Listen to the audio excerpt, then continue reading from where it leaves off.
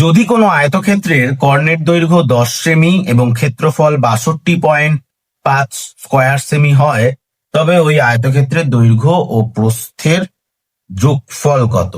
আচ্ছা, প্রথমে আয়তক্ষেত্র আঁকি। যদি আমি দৈর্ঘ্য এক্স আর প্রস্থ ওয়াই ধরি, তা কি বলেছে? কর্ণের দৈর্ঘ্য। তাহলে কর্ণ কত?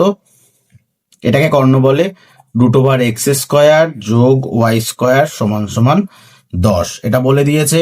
তাহলে এখান থেকে আমি x² যোগ y স্কয়ার সমান সমান রুট ওপাশে গেলে সমান সমান পাশে স্কয়ার হয়, তাহলে সমান সমান 100।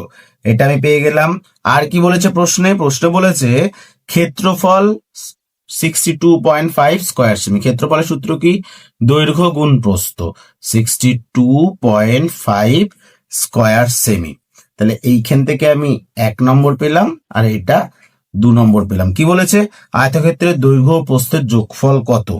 তা আমি যদি a প্লাস বি তার হোল স্কয়ার লিখি, তাহলে সূত্র কি হবে? a square plus 2ab plus b square. আচ্ছা, x² প্লাস y স্কয়ারের মান জানি কত? 100। আর 2xy 2 গুণ 62.5, তাহলে 100 যোগ 2 গুণ 62.5 কত হয়? 2 62, 62 দুগুণী 124, 125। তাহলে কত হচ্ছে? 100 100 225।